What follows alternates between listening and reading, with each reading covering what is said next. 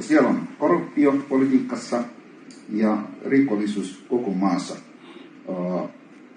ovat vuosikymmeniä saatossa vain pahentuneet. Biafra kanssa haluaa sanottua tällaisesta irti ja perustettavaksi vapaan demokraattisen valtion. Eli haluaa oma demokraattisen valtio, jossa valitsee yrittämisen vapaus ja uskonnollinen toleranssi. Kaikki uskontojen kohtaan, jossa on suora kansainvälinen valittu parlamentti, riippumaton tuomioistuinlaitos, oma asevelvollisuuteen perustuva armeija. Monipuoluejärjestelmä, ja jossa ihmisoikeuksia kunnioitetaan ja valitaan. Tällä hetkellä sellainen ei ole Nigeriassa ollenkaan. Se on toiminut vuosikymmeniä. Ja UK on ihmisoikeussopimus, lapsen oikeuksien yleissopimus ja KP-sopimus tulevat olemaan ensimmäisenä. Creating confusion about the seriousness of his heart condition. He was taken to Killamakosken Palasema, a nearby rural medical facility, not covered heavily by Finnish media. Simon Ekpa's lawyer, Carl Gomez, did not mention his client's health condition in a recent BBC interview, leading to speculation. However, legal documents indicate the lawyer has been monitoring Simon Ekpa's health and advocating for his well-being. Killamakosken Correctional Center is known for harsh conditions that can worsen inmates' physical and mental health. The incident of Simon Ekpa's hospitalization actually occurred back in January 2025, but was severely underreported. There are ongoing discussions about Simon Ekpa's potential extradition to Nigeria, but his lawyer recently addressed and clarified rumors about it. I want to share with you a detailed conversational narrative of the recent hospitalization of Simon Ekpa, the self-styled Prime Minister of the Biafra Republic government in exile, who is currently detained in Finland. I'll walk you through what we know, what remains unclear, and why this story has raised so many questions, especially given the seeming contradictions between his public persona, the prison's medical capabilities, and the decision to move him to an outside facility. When news first emerged that Simon Ekpa had been rushed from the Killamakosken Correctional Center to an external medical clinic, many of us were surprised. After all, unit capable of handling routine and even some specialized care, and indoor and outdoor exercise areas for inmates. On its face, it seemed odd that an inmate would need to leave such a facility for medical attention, but that is precisely what happened in mid-January 2025. To understand why this move was so startling, it helps to know who Simon Ekpa is and how he came to be in a Finnish prison. Born Ekpa Simon Nyoku on March 21, 1985, in Ohaukwu, Ebonyi State, Nigeria, he later moved to Finland, became a citizen, served in the Finnish military, and even ran for local office as a candidate of the National Coalition Party. In 2022, he declared himself leader or prime minister of the Biafra Republic government in exile, a self-styled government claiming to represent the southeastern Nigerian region that fought for independence as Biafra from 1967 to 1970. His activism quickly drew the ire of Nigerian authorities, who accused him of using social media to incite violence in Nigeria's southeast. In November 2024, Finnish law enforcement arrested him on suspicion of public exhortation to an offence committed with a terrorist intent, after which the Päijät-Häme District Court remanded him in custody, and he has remained behind bars ever since. Prisons in Finland are generally known for a more rehabilitative approach than many around the world. Killamakosken Prison, as it is officially called, opened in 1993 in the rural outskirts of what was once Killamakosken municipality, now part of a Kaa in the Pirkanmaa region, with a population density of just 13 people per square kilometre as of 2010. It was built as a closed prison and remand centre, with 113 inmate capacity, modern cell facilities, and a regimen that includes exercise, apprenticeships, and educational opportunities. In that context, it seems well equipped to manage both the everyday healthcare needs and the special needs of inmates with chronic conditions. Yet in January 2025, prison authorities determined that Simon Ekpa needed more than the in-house clinic could provide. He was escorted out of the prison compound to a nearby rural medical facility, identified on local maps as Kilomakoskan Palestema. That center is little known even among regional news outlets. Its low profile in Finnish media only amplified the known custody risks through public roads to a small village hospital when the prison itself has a full medical unit.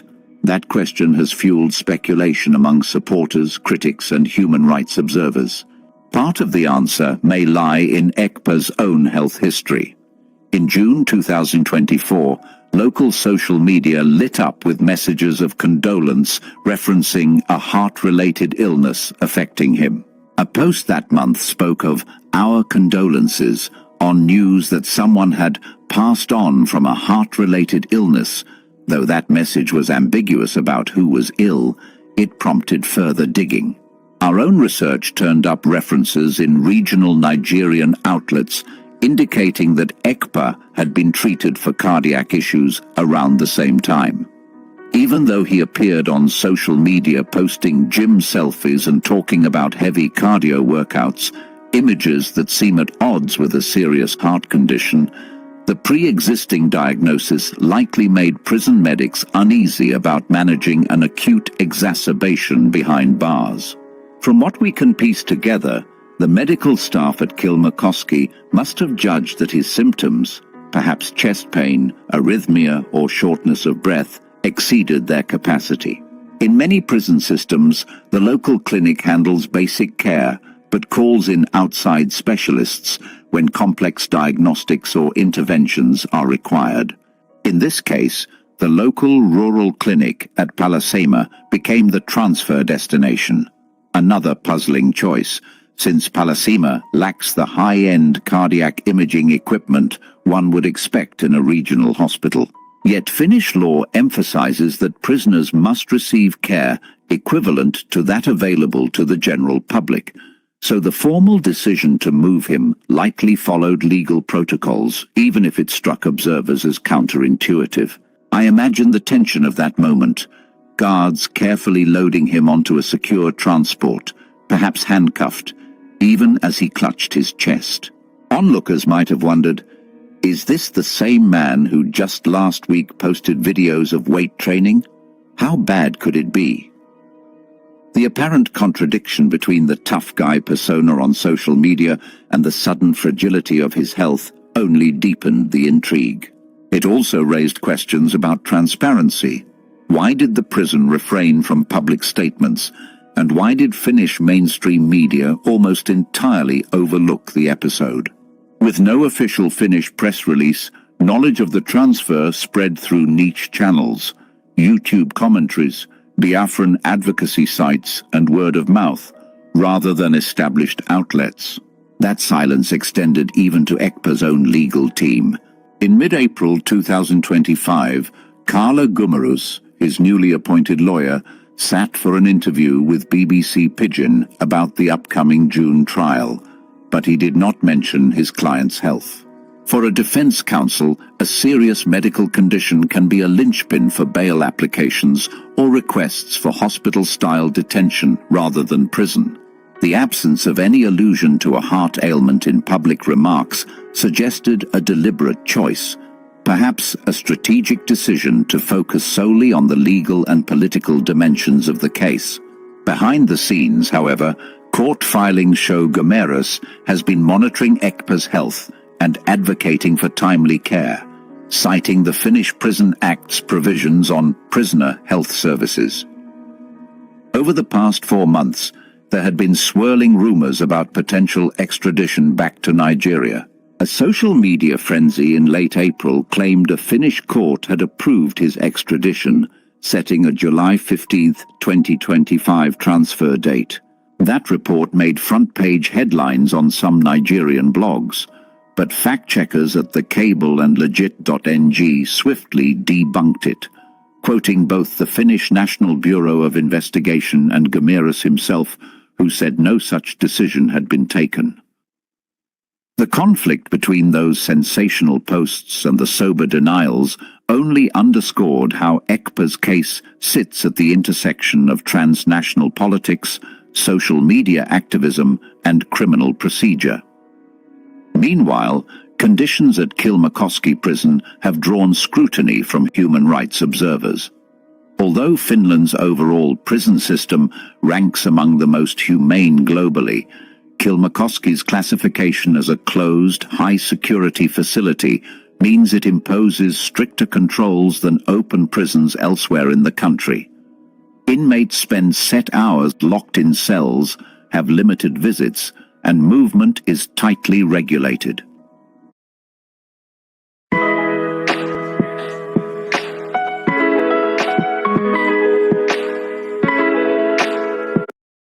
International studies show that such conditions, even in well-resourced systems, can exacerbate both physical and mental health issues, particularly for those with pre-existing conditions.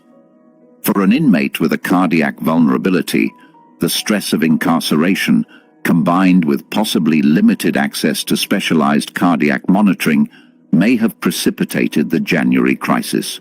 As of this writing, Ekpa remains under guard in the rural clinic, his heart monitored by doctors whose names we do not yet know.